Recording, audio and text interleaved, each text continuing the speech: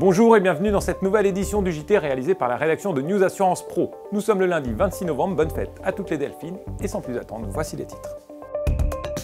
Nous sommes allés au salon de l'éducation et des maires pour parler de ces marchés qui intéressent la Maïf et de l'année 2012 de l'assureur mutualiste. Nous écouterons ensuite Thierry Van Santen, directeur général d'Alliance Global Corporate and Specialty, nous parler des 9 premiers mois de l'année et du marché des grands risques. Enfin, nous reviendrons sur la rencontre entre Henri Decastre et les journalistes de l'ANJA, et enfin sur la naissance de Covea Coopération. La Maïf était présente sur les salons des maires et de l'éducation qui se tenaient à Paris le week-end dernier.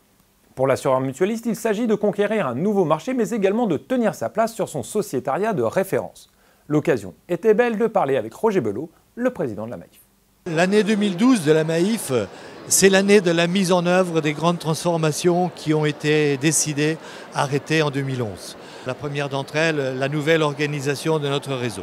L'année 2012, c'est aussi pour moi l'année d'une assemblée générale très réussie, avec l'entrée d'ailleurs du président de la MGN au conseil d'administration de la Maïf, ou avec une alliance politique forte annoncée en 2012.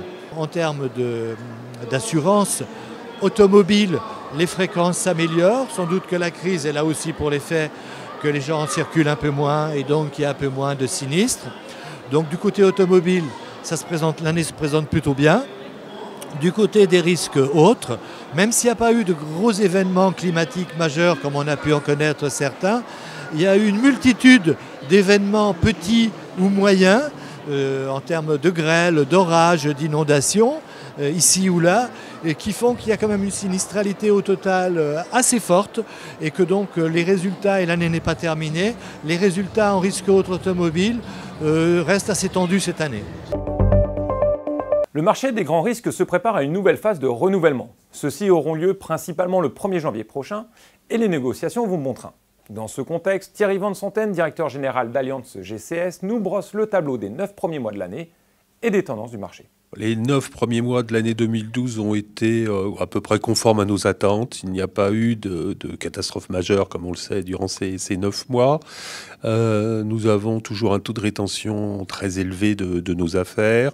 Le marché a été relativement calme, je dirais, pendant ces 9 premiers mois, avec quelques appels d'offres, mais relativement peu.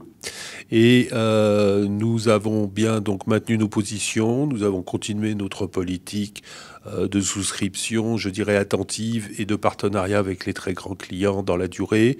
Globalement, un exercice relativement satisfaisant aujourd'hui en termes de résultats global, même si certaines lignes comme la marine en matière de corps de navire et le dommage restent des lignes préoccupantes.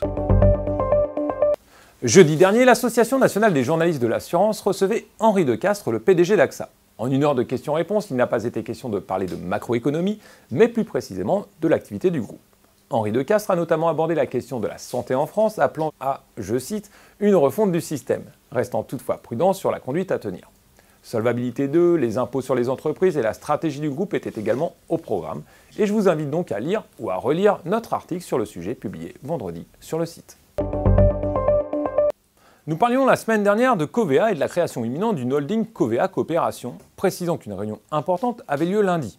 En effet, en fin de journée, nous recevions un communiqué annonçant officiellement la naissance de la holding et précisant quelques points.